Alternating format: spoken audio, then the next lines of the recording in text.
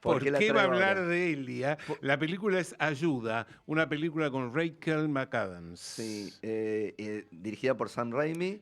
Exacto. ¿Pero por qué? Porque acaba de estrenar en la plataforma de Disney Plus. Bien, Como yo no la había visto en su momento, vio como ahora sigo trabajando. está Y muy entonces una bien. vez que tengo el acceso, podemos mirar. Esta ayuda, de alguna manera, es volver a los orígenes para Sam Raimi, ¿no? Sí, Esta cosa del thriller, del horror, del gore, del lo humor, sangriento, humor por negrísimo, eso, pero humor negrísimo al para fin. contar esta lucha y batalla de muchas cosas, porque tiene que ver con el poder en lo laboral, la batalla de géneros, la batalla de clases sociales, digo, todo eso metido en una película que puede ser un poco thriller, un poco suspenso, un poco ciencia ficción, un poco supervivencia, todo eso mezclado con toques de humor, vuelvo a repetir, Sí, y lo negrísimo, ¿no? interesante en Raimi es la complejidad de los Sí, personajes, sí. que no son lo plano que suelen ser en otras películas, ¿no? Totalmente. Gran trabajo de Rachel McAdams, me parece que es una Sí. de sus mejores, pero quiero acordarme de él, no me voy a acordar, Él ¿no? es el actor de una De comedia Twinless. de Twinless, Twinless que exactamente. se puede ver en plataformas también en Sí, este exacto. momento. Dylan O'Brien, ahí está. Sí,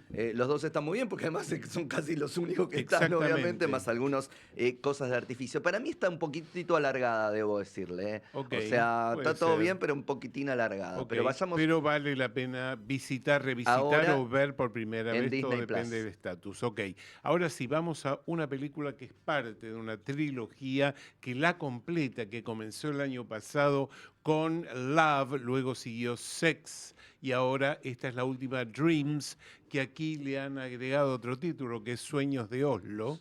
Y bueno, Exactamente, Sueños de Oslo. Cierra esta trilogía que está muy bien. sí, Digo, de alguna manera no es que uno necesita ver las tres para entrar, son entender, totalmente son totalmente independientes, independientes, pero sí, vale la pena acercarse a cada una de ellas. En este caso es una chica joven, un enamoramiento con su profesora y a partir de ese vínculo escribir algo. Ella nunca ha escrito, eso que escribe se lo manda a su abuela poeta que lo lee y a su madre. Tres generaciones de mujeres, pensando el amor, pensando los secretos, pensando cómo va cambiando la idea de la sexualidad a partir de las generaciones, como no solo cómo se evoluciona, porque me parece que también se evoluciona y se involuciona a partir de las generaciones y no de atrás para adelante, eso quiero decir de alguna sí, como que manera, las ¿no? generaciones anteriores son más abiertas de lo que uno supone, Sí, o más además. cerradas también, ¿eh? Sí, Digo, abuela, madre e hija, sí, ahí hay sí, algunas sí, cosas que sí. son interesantes de pensar de alguna manera con esta voz en off de una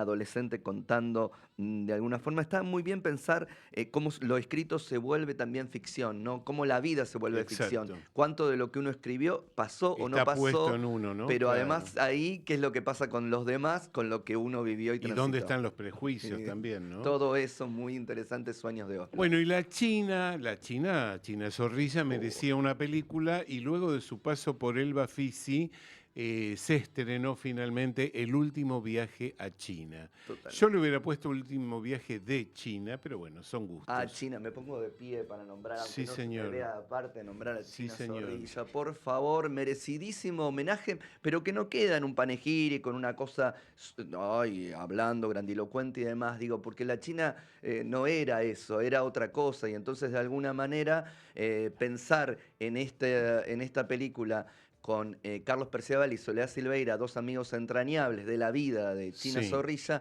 contando un poco esas anécdotas, viéndola a ella en un material de archivo, Alejandro Masi es el director, un material de archivo muy interesante. Yo te diría que el material de archivo es más interesante que el relato de Soledad Silveira y de No, Carlos no, Perciavale. me parece que obviamente porque el material de archivo es sobre China y China es Obvio. China es inigualable, pero China. ellos tratan de recuperar esa manera que tenía la China, su vida, ¿no? Esos tránsitos de irse a Francia cuando ella misma dice, ¿por qué en esta edad, de los 0 a los 4 me podía haber tocado a los 20, a los 30? Bueno, la China contando esas cosas, después a Inglaterra cuando está en plena Segunda Guerra Mundial, después a Nueva York y después su exilio de Uruguay a Argentina, su popularidad con las novelas de Migré, obviamente, ahí se cruza Sí. solita en ese momento, el diario de Adán y Eva de Mark Twain, hecho con Carlos Perciavale, los momentos que han traducido un montón de los musicales previos a esta oleada de musicales nuevos que estamos transitando nosotros, Perciavale y China escribían escribían y traducían las canciones. Sí, Digo, la sí. China está presente a pesar de su ausencia y la vemos en un montón de películas y fragmentos que son maravillosos, merecidísima película para China Zorrilla. Bueno, que en paz descanses, querida China. Sí. Vamos a la última, que en este caso es una película de un director singapuriano que estuvo presente en la última edición del Festival de Venecia y gracias a un distribuidor muy chiquito se puede estrenar en el país. Inicialmente en la sala Lugones y luego irá al Cosmos UBA. Me Exactamente. refiero a Yoshiwa. ¿Qué tal? Muy bien, todo eso. Ojos extraños se llama la película. En un mundo en el que parece que vivimos en un panóptico, aunque no nos damos cuenta. Cámaras por todos lados, filmamos todo. Tenemos el celular que nos sigue, las cámaras de la calle.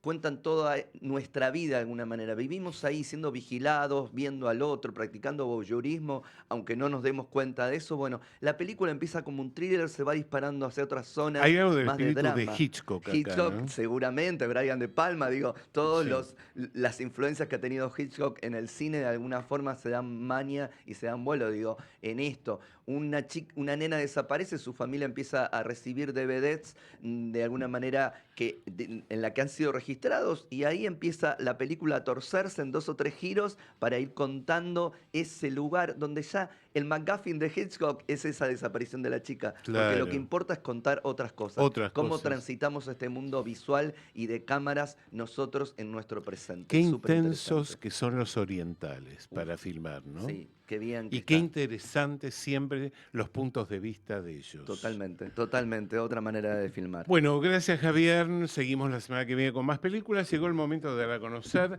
la consigna y el ganador del día de hoy. Preguntábamos al inicio del programa cuál fue la película icónica del año 2012 en la cual el actor australiano Hugh Jackman interpretó al personaje de Jean Valjean y eran 3, siguen siendo 3 las opciones. La primera, Los Desdichados, la segunda, Los Indigentes y la tercera, Los Miserables. Y la respuesta correcta es... Los Miserables, claro que sí. Y ganó Gabriel Sillero. Gabriel, la producción